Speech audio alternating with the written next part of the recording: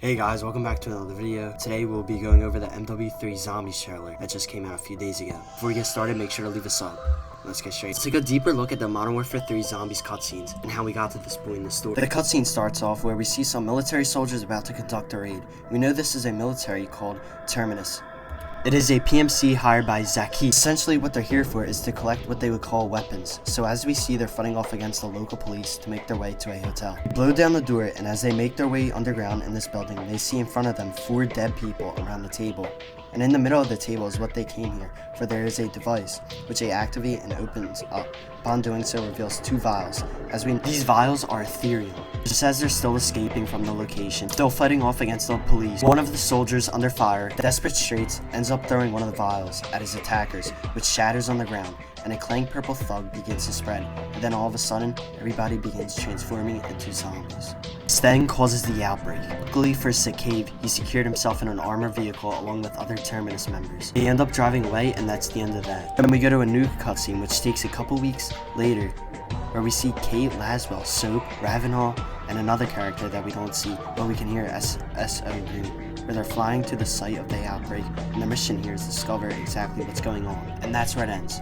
So we can assume when we play Modern Warfare 3 Zombies, when we finally get to play it, that we're going to start off as playing as an operator, leaving this helicopter to find out what Zakharov and Turner's outcomes were doing just a few weeks prior. So that's the story that we saw in the cutscene, but it's so much deeper than that. The main plot twist being underground in the hotel, when Zakharov blows up the door to the hotel and travels underground, when he sees lying in front of him 4 dead characters around the table, and in the middle of it, a device containing 2 Ethereum vials. Well, what exactly has gone on here? Because Modern Warfare 3 Zombies takes place weirdly between Modern Warfare 2019 and Modern Warfare 2. So between the year 2019 and the year 2022. These 4 people that we see lying dead around the table are Weaver, Grace Strauss, and Carver Weaver.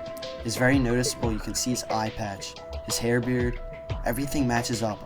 The other 3 characters aren't as clear, but if you take a closer look at them, this person on the left with their head on the table is Dr. Strauss. You could just tell by the hair. The one in the background with the long hair is Dr. Gray, and the one closest to us with the hat. Also, initially, if you check out my other video, this reminds me of Samantha because of the Hot Wheels I saw her wearing in Firebase C. Very similar.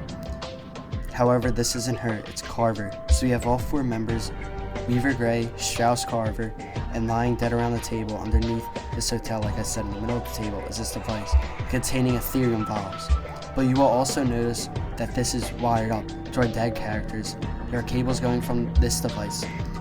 One of Strauss's Gray, Carver, and Weaver's hunts. And this leaves us with so many questions. Firstly, the last time we saw these characters alive was the Forsaken ending cutscene, which took place in the year 1985. If MW3 Zombies takes place between 2019 and 22, that means this is about 36 or 37 years after the last time we saw them alive. So there's a big time gap. We know due to leaks, this year's story will be taking place during the Gulf War, which is in the 90s. So the zombie story that we are getting told next year should be a prequel to this, which I'm guessing will confirm exactly how these characters got in this situation. In the Forsaken ending cutscene, Weaver, Grace Strauss, and Carver would die if we defeated him, which he did. He showed us a premonition of what our fates will be. Now, as you just heard, the Forsaken shows us if we defeat him, which we did, our characters would be dead in cells. But in this cutscene, yes, our characters are dead, but it's not in that location. So either because we defeated the Forsaken, what he told us, turned out to be true, our characters dead, end up dying, just not in the exact same way that he showed us. But still, their deaths came